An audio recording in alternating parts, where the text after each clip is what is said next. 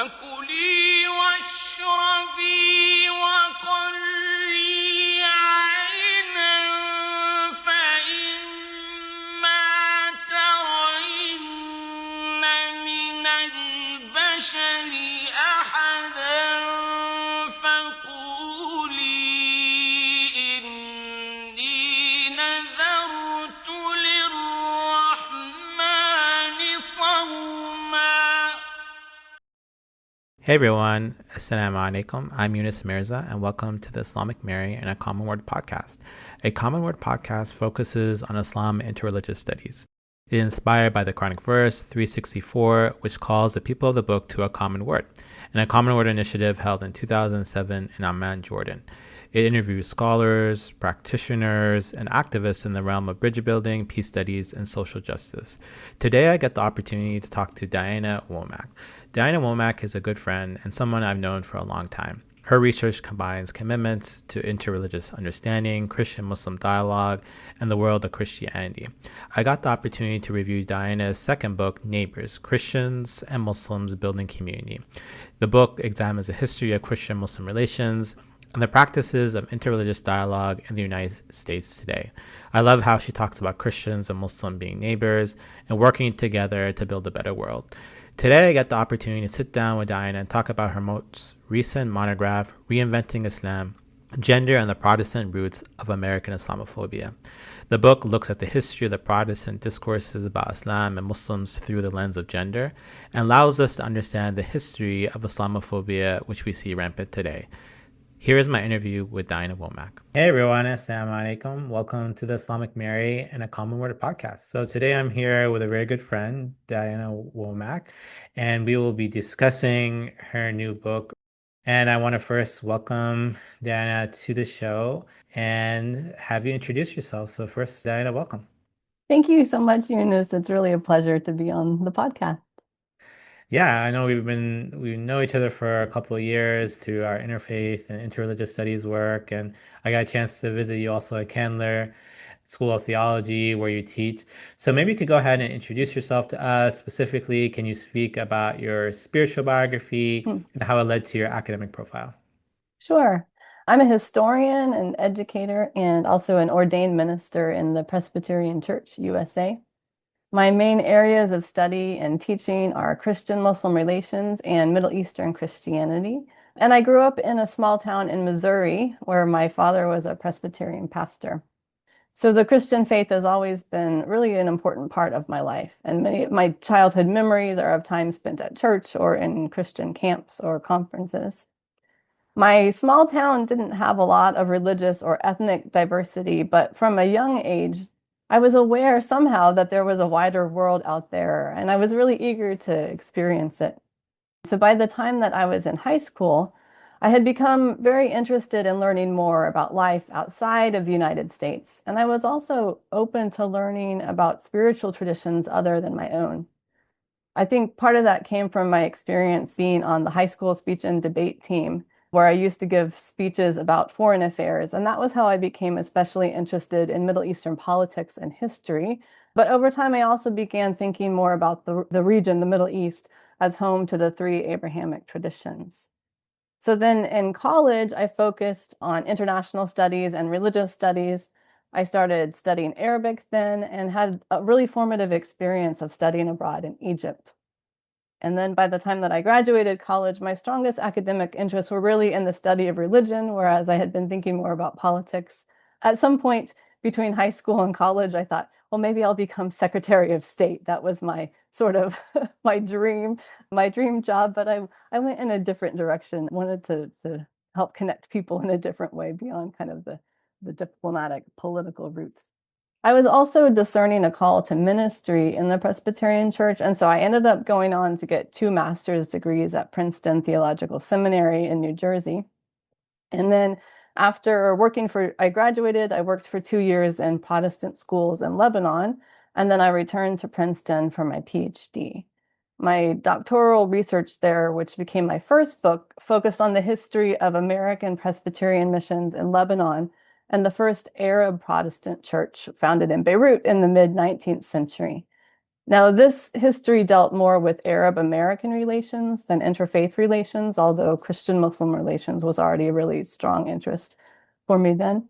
And that's because most Arabs who became Protestant were already Christian because of the many existing ancient Christian communities in the region.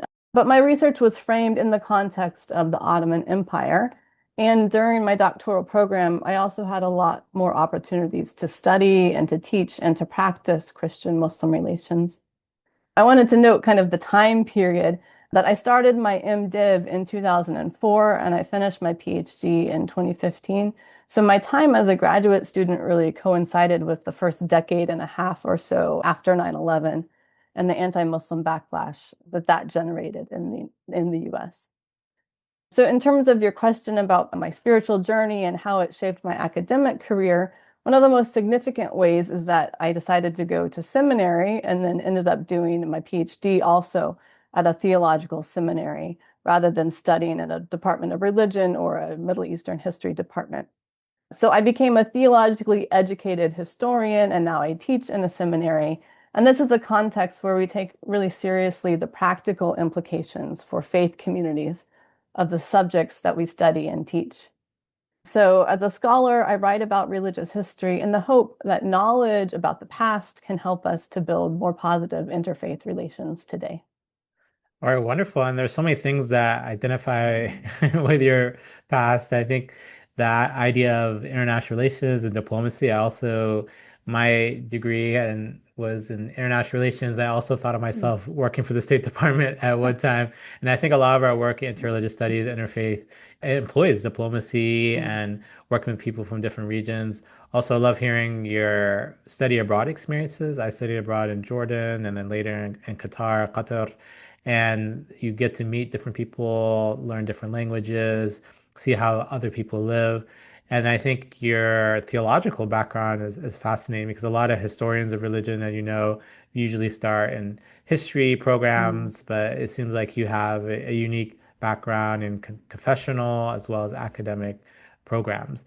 So great. So why don't we go and speak about your position at Candler School of Theology? And I had the honor of coming and visiting you there. And one of the things that in this podcast and the show we try to do is connect theoretical academic ideas with institutions.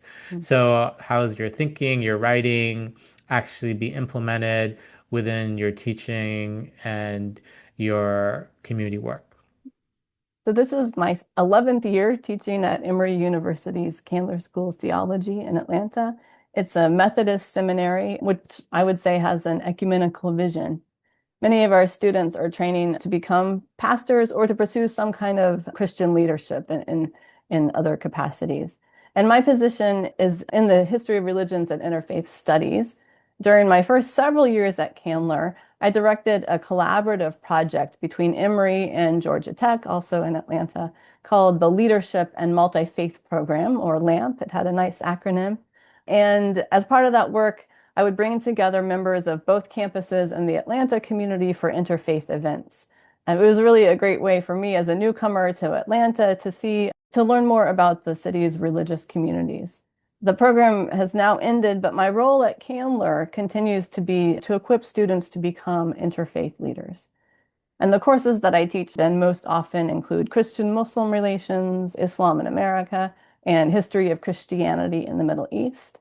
Pedagogically, I find that it's really important to get students out of the classroom to learn from people of different religious traditions in their own places of worship, for example. And I want my students not only to learn about different religions, to learn about Islam, for example, but to learn from Muslims and to learn also how to engage with Muslims and with other people of faith rather than just feeling that we understand a religious community because we've read a book about it or we've heard a lecture about it. So it's about bringing people together. And that's one of the most exciting things about my area of teaching at Candler.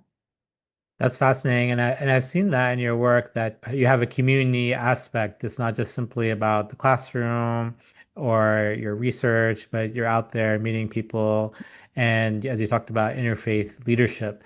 So let's move to speak about your book, Reinventing Islam, Gender and Protestant Roots of American Islamophobia. And I'm fascinated how this fits in with your research in general. So, one thing that really strikes me in your writing is that you have spoken to community organizations. So, your first book is Neighbors, Christians, and Muslims Building Community. So, I love that title because it thinks of Christians and Muslims as neighbors, because oftentimes we think of Christians in the West and Muslims in the East. But in reality, Christians and Muslims live side by side in Mm. places like the Middle East and Lebanon and here in the United States. And then the concept of building communities, so how Christians and Muslims can work together. But then you've also written academic monographs like the current one. And so I'm fascinated in how this new book fits within your larger research profile. Mm. Thanks so much for the question. So my previous book, Neighbors, as the title suggests, and as you said, is really aimed at helping Christians and Muslims build community together. Some of the book chapters delve into the history of Christian-Muslim relations in the Middle East and the growth of a Muslim community in the US. But overall, the book has a practical focus to help Christian readers, especially, learn how to build better relationships with their Muslim neighbors. And I was thinking of the context here in the US. So it's really a book that I wrote for my own religious community, although I think many of the general interfaith principles it covers are relevant beyond American Christians. But my book that just came out with Oxford University Press in 2025, Reinventing Islam, is a deeper historical study. And in it, I use gender as a lens to examine the history of Protestant engagements with and ideas about Muslims, beginning with the first Protestant theologians in the 16th century Reformation, and then focusing on the role of British and American missionaries in shaping English-speaking Protestants' views of Islam from the 19th to the mid-20th century, a really formative period, which they did through textual, visual, and material images of Muslims. I argue in the book that missionary messaging especially seeded the soil for Islamophobia to emerge in the late 20th century, and thinking about the American context there.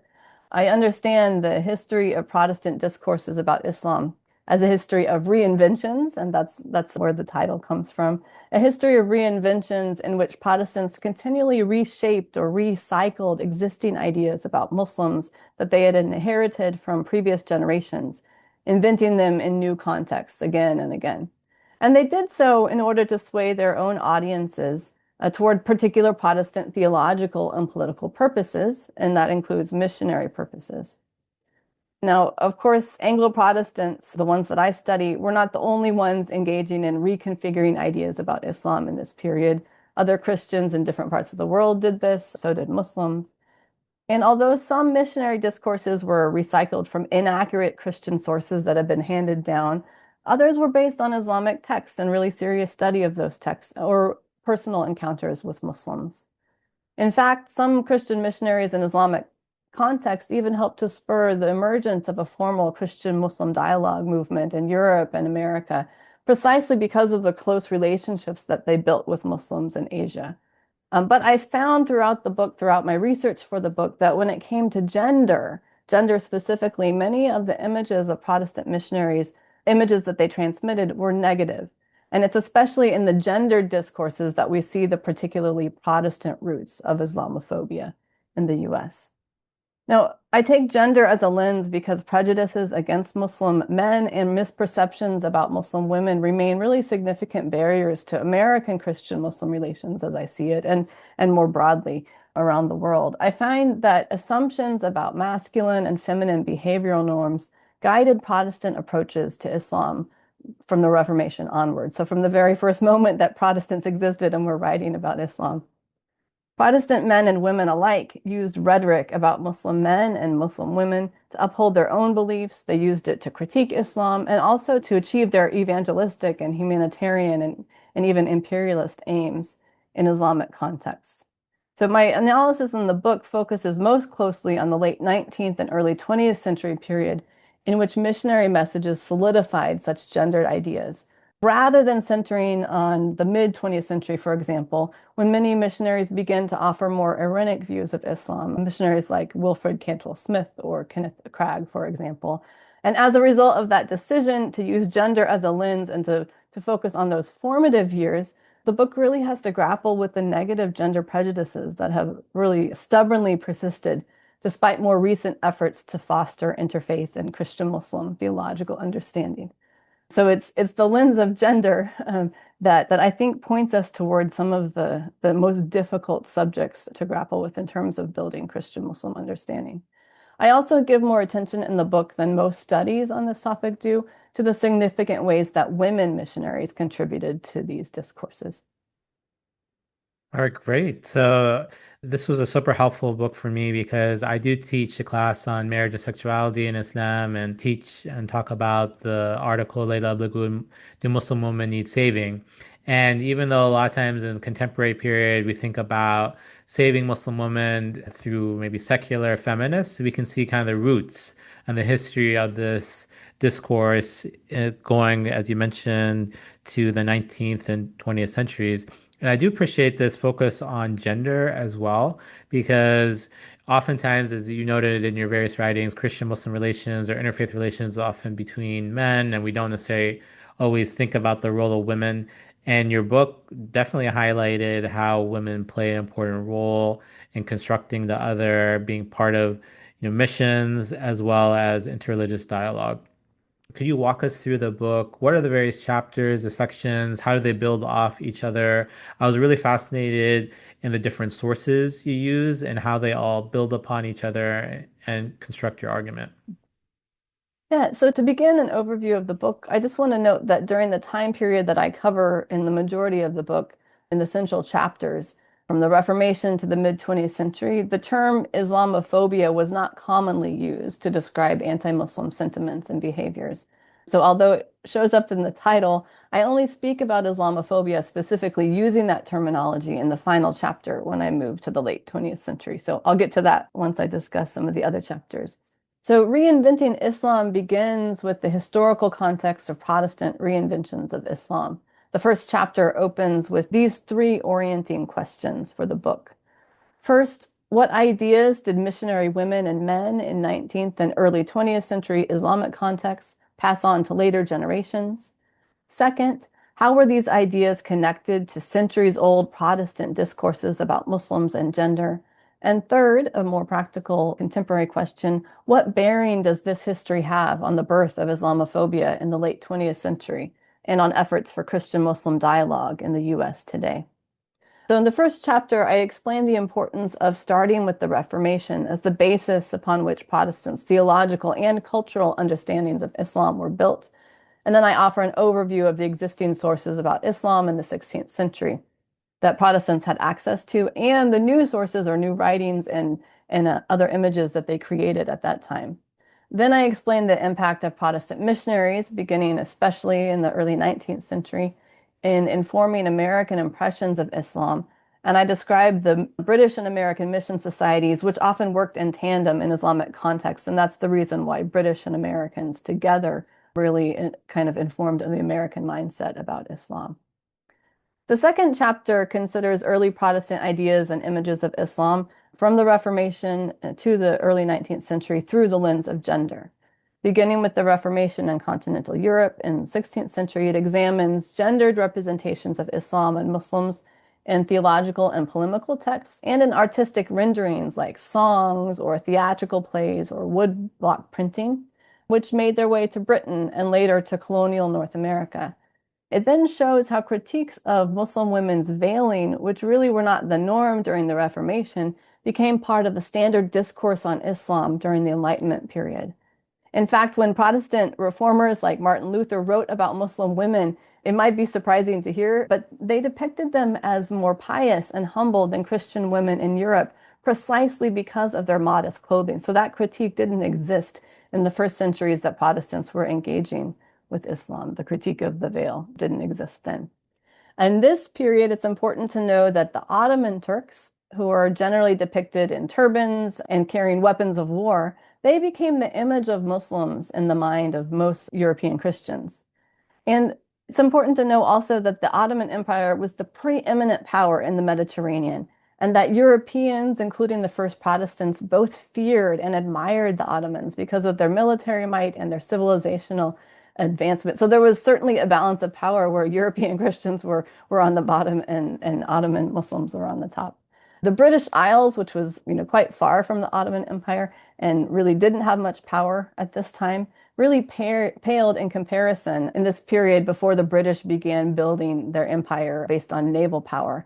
And then in the 18th and 19th centuries, then the British begin to see themselves as equal or even superior in power to Ottomans. But in the first periods in which Protestants were encountering Muslims, this was not the case.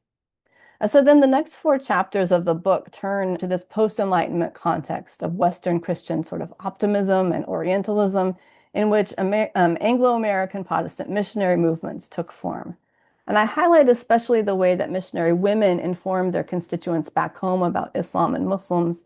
And in addition to examining some theological and scholarly texts, which are most often the purview of male authors, I also consider other forms of writing, like fiction, as well as more tangible media through which missionaries conveyed their messages, like images and material objects.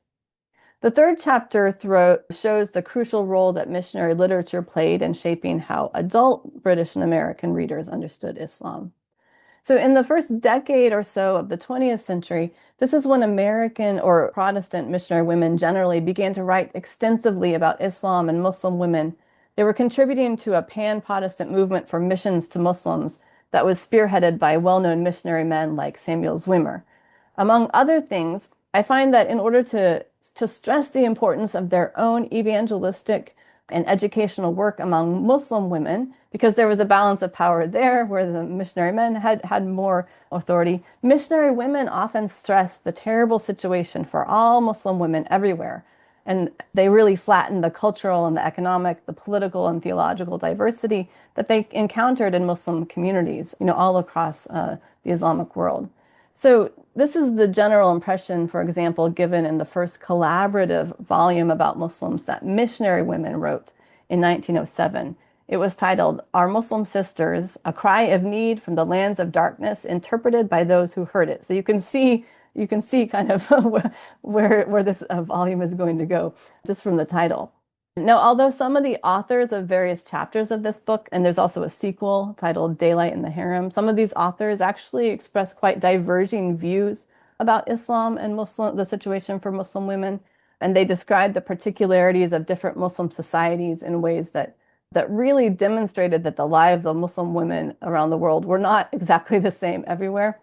What happened is that a more streamlined message usually reached American audiences, especially through missionary magazines that would kind of just pick up the sound bites, but they would distribute these more widely than the actual, books would be distributed.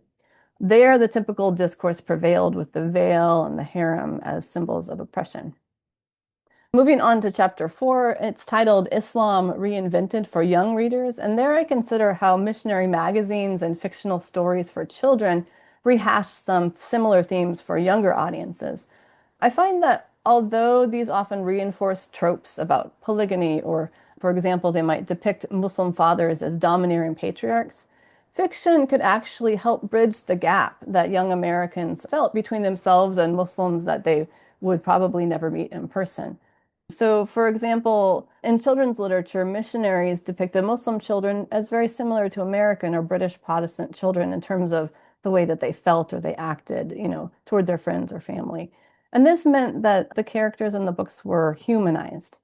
I also found that there's a diversity within missionary messages for children. So the very same text might reinforce stereotypical tropes to encourage fundraising, for example, for missions, but it might also accurately depict the intricate facets of a particular Muslim society. So children are learning, really interesting things about Islamic context that they might not otherwise.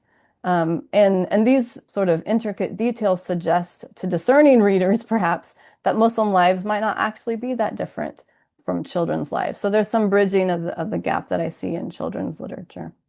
Then in chapter 5, I turn to missionary images and visual representations of Islam.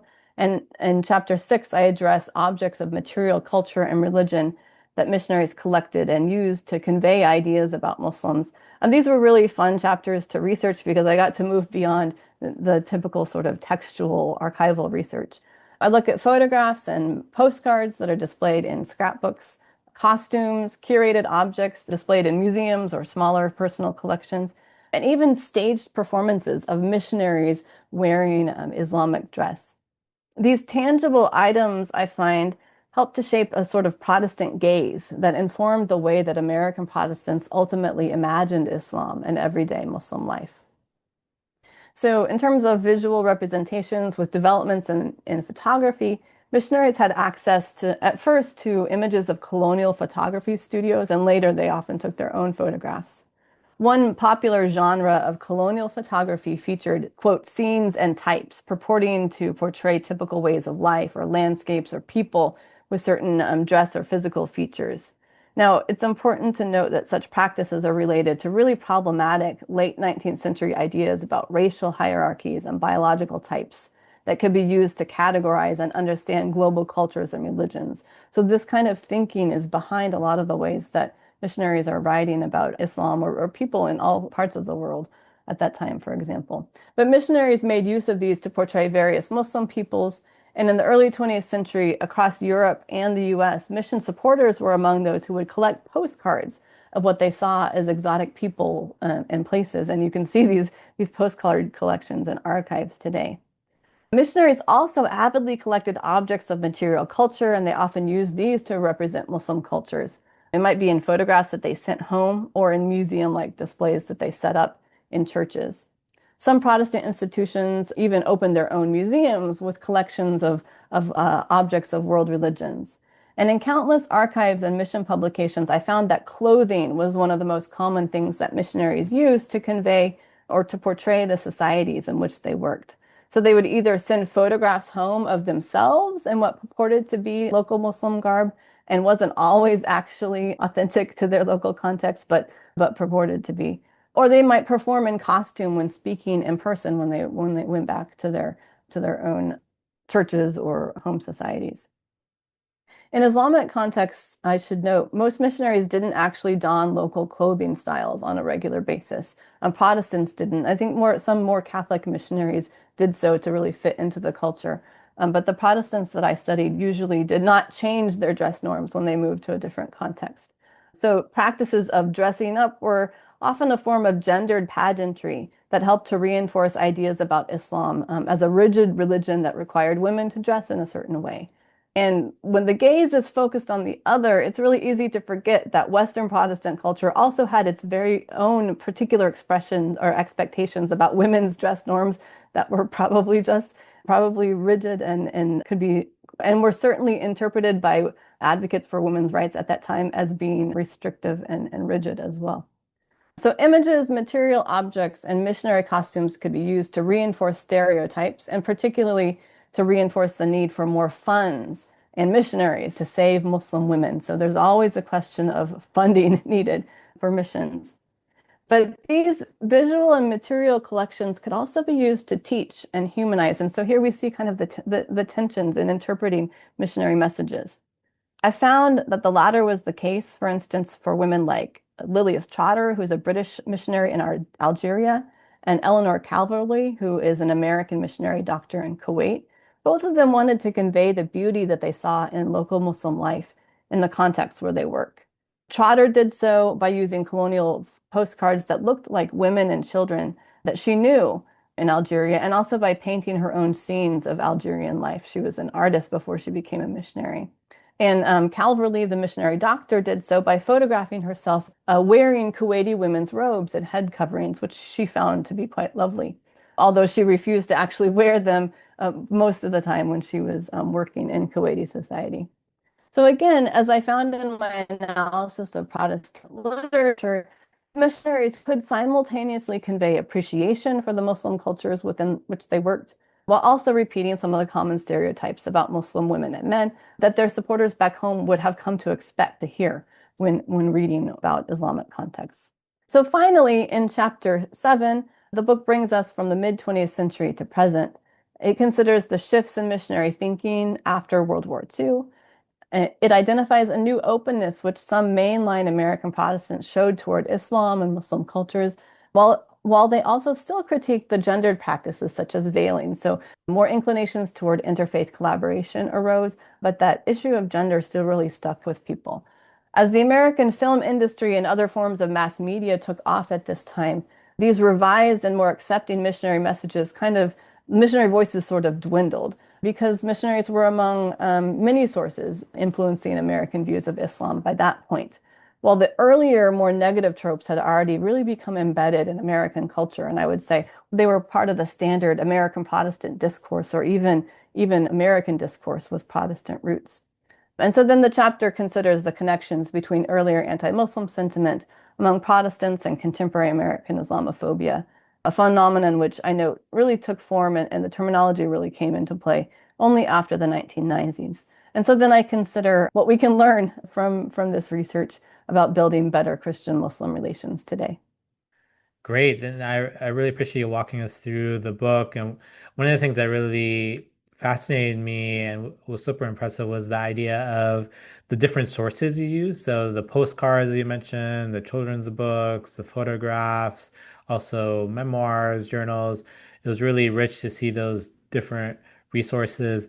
Also, what I loved about the book was the different pictures. So I know that takes extra time and you have to do copyright and so forth. But it was really nice to read an academic book that was depicting and analyzing various visuals. So that was amazing as well. So you touched upon this a little bit already, but one of the things I loved about the book was this idea of appreciative knowledge or holy envy. So even though these were missionaries, they were there to promote and have people convert to Christianity, they also seem to appreciate certain aspects of the local culture, of Islam as a religion, Muslim society. So could you give some examples of this idea of appreciative knowledge where some of these missionaries, even though they maybe were devout Christians and committed to their faith, they still saw good in the practice of other faiths and religions, particularly that of Muslims? Sure.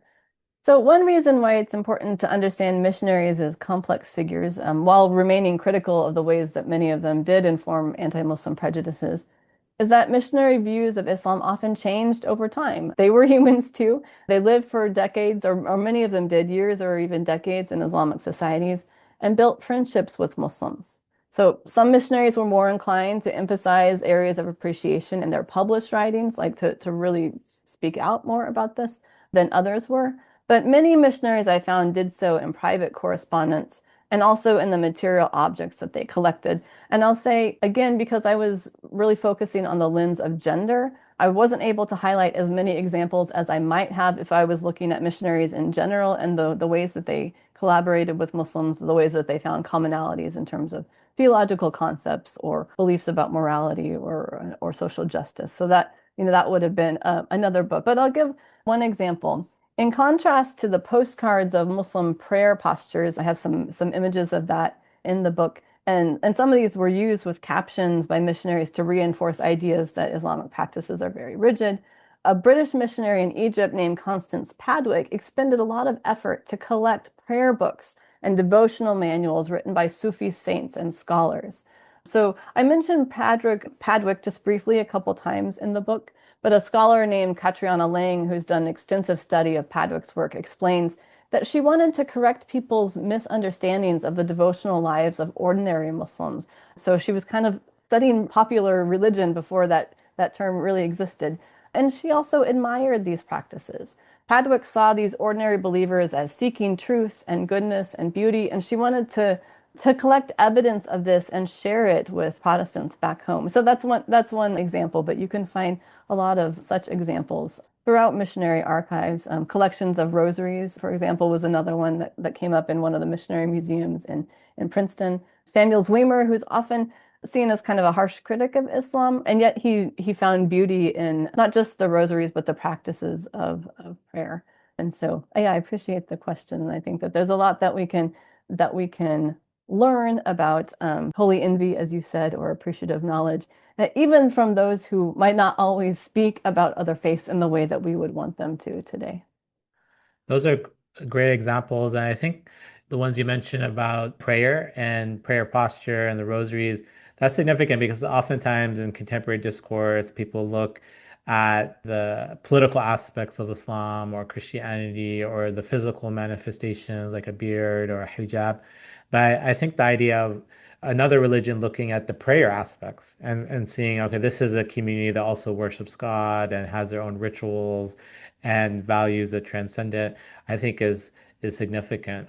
So one of my personal interests, as you know, is biblical and Quranic figures. I just came out a book on the Islamic Mary, which got opportunity to look at. And I was fascinated to see how these biblical and Quranic figures are used in missionary discourse. And there was an instance where you talk about Hagar and Ishmael to understand Muslim populations. And as you know, these two different figures have been used to describe Muslims. Ishmael is seen as kind of the Muslim prophet, or Muhammad's lineage goes back to Ishmael. And Hagar is often seen in contrast to Sarah or Sarah as the woman of Ibrahim, who will eventually mother the Arabs. So could you expand on that? What role do these biblical and Quranic figures play in these missionary discourses? In the 19th and early 20th centuries, Protestants commonly spoke of Muslims as the descendants of Ishmael, as you mentioned, and they applied biblical descriptions of him in the book of Genesis, some of which are not very flattering. Genesis 16 talks about him being a wild man and hostile to his brothers. This can be interpreted in all sorts of ways, but in any case, they applied these biblical descriptions to Muslims generally based on the idea common both to Muslim and Christian traditions that Arabs, more specifically, are descendants of Ishmael. This relates to those 19th century ideas about character traits being determined by racial traits, and so not focusing just on Arab Muslims, but all Muslims come somehow descendants of Ishmael. So missionaries picked up on this and they made Ishmael and his mother Hagar, the Egyptian concubine of Abraham, into archetypes for contemporary Muslims who were objects of their mission work. Missionary men's publications frequently referred to Ishmael when describing Muslim communities in the Middle East, usually when describing sort of their cultural practices and their characteristics rather than describing their religious practices, interestingly. And missionary women were, however, more interested in using the figure of Hagar to symbolize contemporary Muslim women. So the women's missionary volume that I mentioned earlier, titled Our Muslim Sisters, proclaimed, "When Hagar returns to Christ, Ishmael will live." This is building on Abraham's prayer in Genesis 17:18, that Ishmael may live under God's blessing. And in this case, the missionary argument is that when Muslim women convert to Christianity through the work of Protestant women, then there will be hope for all of their children and symbolically the entire Muslim world. So Hagar is the archetype for all Muslim women. Ishmael is the archetype for kind of the entire Muslim community. So the story of the helpless Hagar, whom Abraham sent away, fit the rhetoric of the missionary movement, which assigned to Protestants a central role in fulfilling biblical promises. And I think it's important to note that Protestants didn't see Hagar and Ishmael as Islamic figures or as figures shared with the Muslim faith. They saw them sort of as Christian figures or biblical figures that belonged to them, which really essentially meant that they could interpret them in whatever way they wanted to for their own causes and purposes. But this powerless Hagar that missionaries are using in their texts, this powerless Hagar differs really significantly from the image of Hagar in the Islamic tradition, which, as I understand it, honors her both for trusting God and for actively seeking water in the desert to save her son. So I quote in the book Rifat Hassan's words, which I think are helpful, and perhaps I wish that the missionaries at that time might have engaged a little bit more deeply in understanding how Muslims understood Hagar. But Hassan says of Hagar, "She is a victor who, with the help of God and her own initiative, is able to transform the wilderness into the cradle of the new world, dedicated to the fulfillment of God's purpose on earth." And so this contrasts really starkly with the modern missionary's helpless Hagar, and also contrasts with the way that African American Christians in the 19th century interpreted Hagar as an enslaved woman, as sort of a more liberative figure for their own tradition. So there are a lot of different interesting ways of interpreting these biblical figures that are shared between Christians and Muslims. But I would have wished to see a little bit more collaboration between Christians and Muslims and thinking about those scriptural figures and how they're both shared, but something might be learned from the other faith perspective on these biblical characters. That's wonderful. Yeah, as you know, then in Mecca and in the Umrah and the Hajj, there is a ritual where Muslims emulate the example of Hagar or Hajar, and the idea of her being an active person rather than someone who's passive. And eventually having the well of Zemzem emerge. Mm. So that's definitely a very powerful story within the Islamic tradition. And I do agree, there's a lot of overlap there. As you mentioned, a lot of African American women saw her as a source of inspiration, as someone who was enslaved, but also someone who sought justice and liberation. So let's move to our final question. And what are the implications of the book for Christian-Muslim relations today? So one of the challenges is, and one of the goals of this show is to make academic work more accessible. So one of the frustrations maybe people on the ground or in community-based organizations is that there's these great monographs written, published by academic presses, but they don't necessarily see the connection and how it helps people in their daily lives. And you're Mm. someone that kind of bridges the confessional and the academic. And is there anything else you would like to share? Anything specifically you're working on right now? Thank you. So in the final chapter, I do try to turn to the practical and offer, so if somebody reads the whole thing or even just jumps to the final chapter, they'll see some of the implications of this historical study. I'll just name three things. First, positive interfaith relations can be built through humanizing the other, being open to changing perceptions and learning from people of other faith. So I found that those missionaries who begin emphasizing human commonalities over cultural stereotypes and were open to changing their own perceptions. These were the ones who contributed to the development of interfaith and Christian-Muslim dialogue in Western contexts. Secondly, we really have to deal with our presuppositions around gender if we want to make further inroads in Christian-Muslim relations. Really fantastic practical and theological work has been done over the past maybe 75 years or so on Christian-Muslim relations, but prejudices against Muslim men and misperceptions about Muslim women remain really significant barriers to American Christian-Muslim relations today. And these gendered ideas are really similar to the ideas that missionaries disseminated 100 years ago. So I think it's time to sort of revisit where these ideas are coming from and why they're embedded in our minds. This is therefore, I would say, a more difficult subject to address in Christian-Muslim relations than theological commonalities, at least amongst those who are really interested in studying the commonalities. But it's necessary if we want to improve relationships on the ground and break the power of Islamophobia in the US today, for example. And then the third thing that I find in the book is that images of Islam and gender changed over time. And this actually it can be negative, but it could also be hopeful. So in the Reformation, as I mentioned, Protestant theologians saw Muslim women's attire, including headscarves and face veils, as modest and pious. And then during the Enlightenment and into the 19th century missionary movement, the face veil in particular became a symbol of oppression, although the critique was not of women's head coverings, which was also common for Western Christian women too. And so even talking about the veil today, we often think about just a head covering, a hijab. But in the 19th century, they were talking about the face veil specifically. So just being mindful of the ways that talking about Islamic garb changed over time. And then in the 20th and 21st century, then we become fixated on the headscarf, recycling these old missionary critiques that were focused on the face veil. So images of Islam and gender changed over time. And I think that we could perhaps play a role in changing it for the better, knowing that these things they're sort of cultural constructs embedded in time, and that we have a role in changing how these discourses play. Now, in terms of what I'm working on now, as I mentioned at the start of the podcast, I'm a scholar of both Christian-Muslim relations and Middle Eastern Christianity. And so currently I'm on a sabbatical funded by the Louisville Institute, and I'm working on a new book that explores the history and contemporary practices of Middle Eastern Christian migrant communities of all different denominational traditions across the Americas, specifically North America and South America. So in addition to archival research and visits to some of the historic diaspora churches in the US, like in places like New York City and Greater Detroit, my research has taken me recently to Lebanese Maronite Catholic churches in Mexico City and to Palestinian Orthodox churches in Santiago, Chile.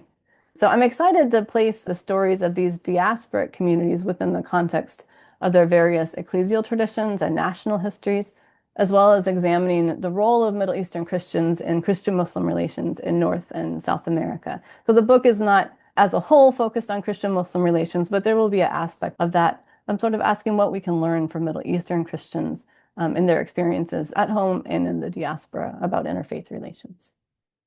All right, great. I love that point, especially about humanizing the other. And as you mentioned, there are a lot of critiques about missionaries and their views of Islam, but the idea of the missionaries, living among the people, learning the language, trying to understand the customs, you can see the beginnings of modern interfaith, interreligious studies. And I think many missionaries eventually became bridge builders and started to focus more on Christian-Muslim relations and trying to build a better world and build community, as you said previously. Thanks so much, Diana Womack, for joining the show. Thanks. It was a pleasure. And that was my interview with Deanna Womack. So many things stood out to me in that interview. First was her use of history.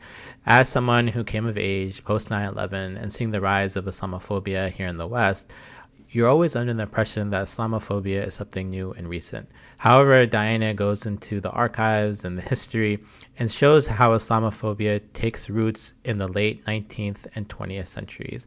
She discusses how Islamophobia was formed, how missionaries developed the discourse, and how we understand Orientalism developed and grew. Second, what stood out to me was her use of sources. As someone who is a textual scholar and looks at Quranic verses and prophetic hadiths, as well as sources in the Bible, I was really impressed with how she uses different sources, from postcards to photographs to letters and journals. Her use of sources demonstrates that scholars and students should try to understand history through a myriad of different resources, which helps depict a more nuanced and fascinating history. The last thing that stood out for me was the understanding of missionaries. Missionaries are a group of people that often are feared and looked at as suspicion in the Muslim world. Diana demonstrates that they were humans too, that they had interests, ambitions, and many of them got to know the local culture, people, and customs in a more deep and unique way. Many of these missionaries would go on to play an important role in interfaith and interreligious dialogue, and many of them would go on to start building bridges between the various civilizations and between Christians and Muslims. The history of missionaries is diverse, and there are many different types of missionaries.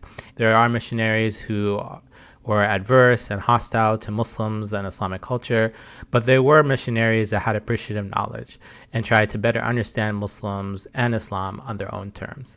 Thank you once again for listening to the Islamic Mary and A Common Word podcast. I would encourage you to order my book, The Islamic Mary, which has come out and was recently named as one of the best books of the year by the Christian Century. I encourage you to subscribe to the Islamic Mary and A Common Word podcast. You can find this podcast on all major podcast streaming networks such as Apple Podcasts, Spotify, as well as YouTube. I would encourage your friends, students, and colleagues to also listen to the podcast. I'm teaching a class on interfaith and interreligious relations, and I'm assigning many of these episodes to my students. And now we have a library of over 80 podcasts through the Islamic Mary, as well as almost 10 episodes of the Common Word podcast. You're welcome to go through that library and find episodes that you find interesting and helpful. You could also review this podcast, which helps people find it and incorporate it within their weekly and daily routines.